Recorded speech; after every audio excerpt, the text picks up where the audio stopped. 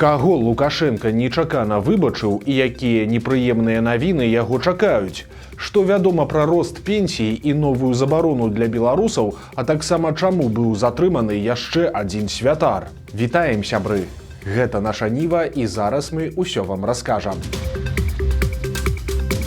Для Лукашэнкі з'явіліся дрэнныя навіны. Не паспеў ён удосталь пацешыцца наяўнасці ядзернай зброі ў Беларусі, як стала вядома, што яна можа з'явіцца і ў яго ворагаў. Стала вядома, што Літва ўжо вядзе афіцыйныя перамовы з Вашынгтонам пра магчымае размяшчэнне амерыканскай ядзернай зброі на сваёй тэрыторыі.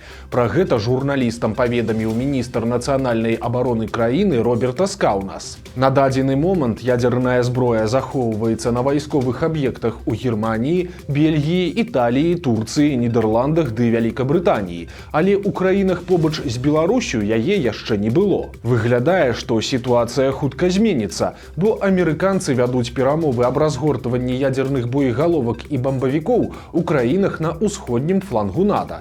І гэты крок мусіць пераканаць саюзнікаў, што скарачэнне звычайнай вайсковай падтрымкі з боку Вашынгтона не аслабіць іх бяспеку. Прычым гаворка ідзе таксама пра размяшчэнне амерыканскіх самалётаў, здольных несці ядзерныя зарады. Літва усур'ёз настроілася стаць адной з галоўных кандыдатак. І каб зрабіць такое размяшчэнне магчымым, афіцыйная Вільня нават выказала гатоўнасць перагледзець уласную канстытуцыю, якая на сённяшні дзень забараняе знаходжанне зброі масавага знішчэння ў межах краіны. Прэзідэнт Літвы Гітанас Наўседа таксама ўжо дапусціў унясенне зменаў у асноўны закон, спасылаючыся на пытанні бяспекі ў рэгіёне. Учора да Лукашэнкі прыязджаў вядомы мультиміліянер і ўраджэнец Беларусі Дмітрый Мазепін. Прайшлі ўжо суткі, але ж улады так і не паведамілі ніякіх канкрэтных падрабязнасцяў іх размовы. Сам Мазепін пасля сустрэчы толькі коратка паведаміў, што гаворка ішла пра магчымую супрацу ў калійнай сферы. Але больш цікавы тут іншы момант, бо ў сітуацыі з Мазепіным Лукашенка заплюшчыў вочы на тое, чаго ён звычайна нікому не даруе і за што ён цяпер бясконца і жорстка помсціць. Справа ў тым, што ў 2020 годзе Мазепін апублікаваў вялікі зварот да беларускіх уладаў, у якім ён заклікаў спыніць гвалт сілавікоў, а таксама звярнуўся да беларускай інтэлігенцыі, бізнесменаў і палітыкаў з прапановай сфарміраваць камітэт нацыянальнага выратавання, які ад імя насельніцтва зможа размаўляць з уладай на роўных. Акрамя таго, Мазепін заклікаў Лукашэнку пайсці на перамовы з народам і апазіцыяй. Вось урывак з таго звароту. Ад імя расійскага і беларускага бізнесу звяртаемся да прэзідэнта Аляксандра Рыгоравіча Лукашэнкі з просьбай прызнаць відавочныя факты пратэснай напружанасці ў грамадстве і, не губляючы часу, сесці за стол мірных падрабязных перамоваў, якія павінны увянчацца выхадам з палітычнай нестабільнасці. Гэтая магчымасць можа хутка стаць адзінай, таму яна не павінна быць выпушчаная. Канец цытаты. Відавочна, што сімпатыі алігарха ў той момант былі зусім не на баку Лукашэнкі. І ў сённяшняй Беларусі людзей за меншую актыўнасць арыштоўваюць і саджаюць у турму.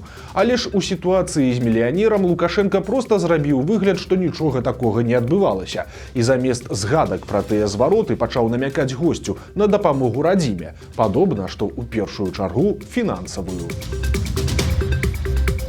Следчы камітэт паведаміў, што завёў крымінальную справу па факце атручэння дзясяткаў дзяцей. Днямі з'явілася інфармацыя, што ў Барысаве дашкольнікі масава звяртаюцца ў бальніцу з усімі прыкметамі кішэчнай інфекцыі. Цяпер аказалася, што ў Барысаве атруціліся ажно 30 малых, якія былі выхаванцамі 11 садкоў па ўсім горадзе. Яшчэ 1,5 дзясяткі захварэлі ў іншых населеных пунктах Мінскай вобласці.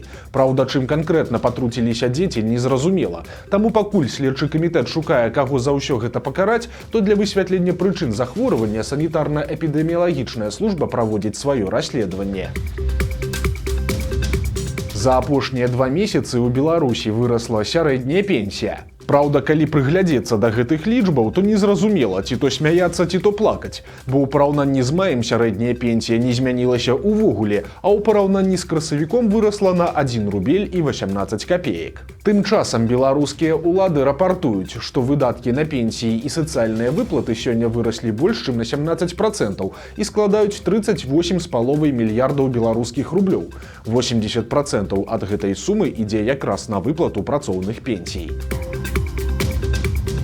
Работнікам важнага беларускага прадпрыемства забаранілі ездзіць за мяжу. Гаворка ідзе пра некаторыя падраздзяленні Беларуснафты. Там работнікам строга забаранілі наведваць краіны, якія Лукашенка і яго паплечнікі лічаць несяброўскімі. Гэта ў першую чаргу Еўропа і Злучаныя Штаты. Але ж вядома, што супрацоўнікам Беларуснафты да ўсяго не дазваляюць ездзіць на адпачынак у Турцыю. У якасці альтэрнатывы супрацоўнікам нібыта рэкамендавалі В'етнам, Індыю, Кітай, Паўночную Карэю і іншыя дзяржавы, якія ўлады Беларусі лічаць дружалюбнымі. Каб давесці такія правілы да супрацоўнікаў, праводзяцца адмысловыя сходы, і паводле праваабаронцаў гомельскай вясны на адным з такіх сходаў работнік пацікавіўся, а як паступіць, калі пуцёўка ў Турцыю на лета ўжо аплачана. З яго слоў у адказ прагучала папярэджанне, што такая паездка магчымая, аднак пасля яе супрацоўнік стане першым кандыдатам на звальненне. Аляксей Хлястоў выйшаў на волю. Артыста, які апошнія гады вымушаны працаваць у таксі, затрымалі 21 мая і асудзілі яго на 14 сутак арышту, абвінаваціўшы ў дробным хуліганстве. Але ж сапраўднай прычынай, падобна, было яго шчырае інтэрв'ю. Адразу пасля затрымання ў сацыяльных сетках спевака з'явілася відэа, запісанае на такі выпадак, і многія хваляваліся, што гэта пацягне больш сур'ёзныя наступствы. Але ж абышлося, і пасля 2 тыдняў за кратамі Хлястова ўсё ж адпусцілі. Супрацоўнікі міліцыі затрымалі святара стараабрадца проста падчас набажэнства. Сілавікі прыехалі ў вёску Кукляны, якая знаходзіцца ў Пастаўскім раёне Віцебшчыны, і пасля паведамілі, што быў затрыманы грамадзянін Літвы, які называў сябе духоўным настаўнікам мясцовай стараабрадніцкай грамады. І цяпер мужчыну пагражае дэпартацыя. Аказалася, што затрыманы святар – гэта Міхаіл Рыбакоў, настаўнік пераласкай драўляправаслаўнай стараабрадніцкай грамады ў Літве. Ён з'яўляецца вядомай фігурай у стараабрадніцкім свеце краін Балтыі. Рыбакоў дзесяцігоддзямі кіраваў пераласкай грамадой у Ёнаўскім раёне Літвы і абараняў яе незалежнасць ад літоўскай стараабрадніцкай царквы ў судах. Грамада пазіцыянуе сябе як беспапоўскую духоўную іерархію.